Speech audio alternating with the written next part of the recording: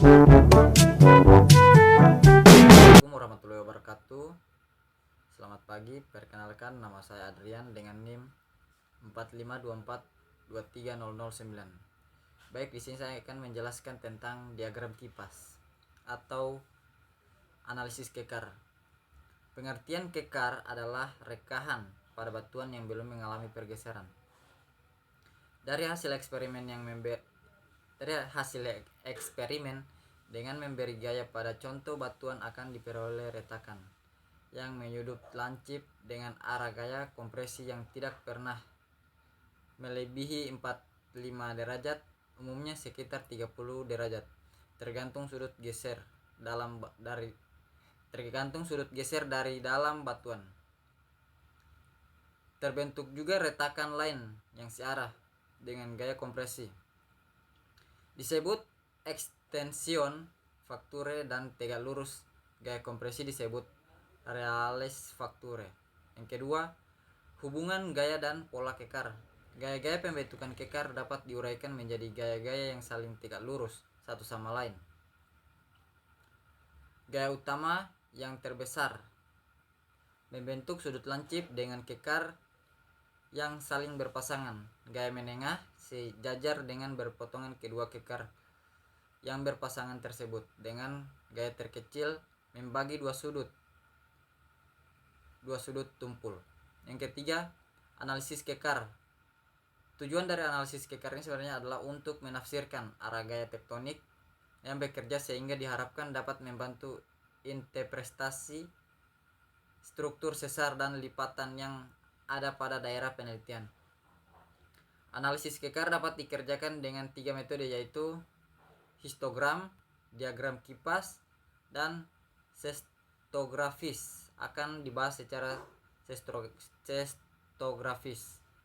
Dalam analisis kekar dengan histogram dan diagram kipas, yang dianalisis hanyalah jurus dari kekar dengan mengabaikan besar dan arah kemiringan, sehingga analisis ini akan mendekati kebenaran apabila kekar-kekar yang dianalisis mempunyai dip cukup besar atau mendekati 90 derajat.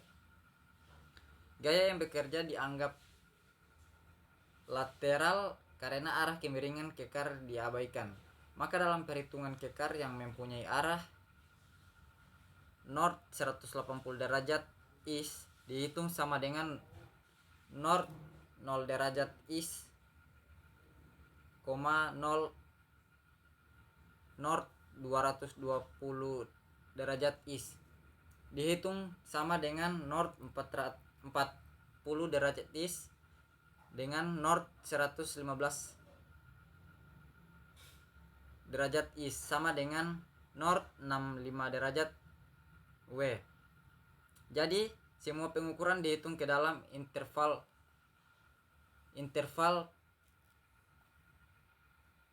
prosedur analisis untuk analisis statistik.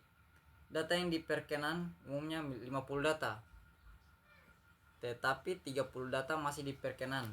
Dalam analisis ini kekar garis dan kekar tarik dipisahkan karena gaya yang bekerja untuk kedua jenis kekar tersebut berbeda. 1. Buat tabulasi dari data pengukuran kekar berdasarkan jurus kekar ke dalam tabel. Kemudian hitung derajat, hitung frekuensi dan presentasi masing-masing interval.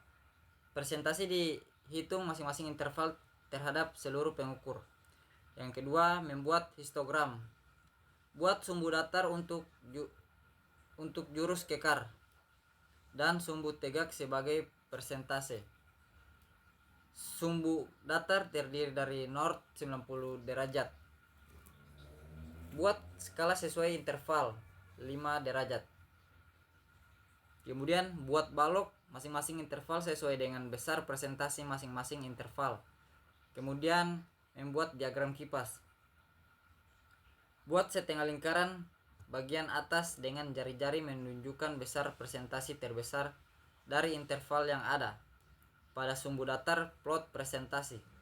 Dari pusat 0% jari terluar sama dengan presentasi terbesar sama atau 24%.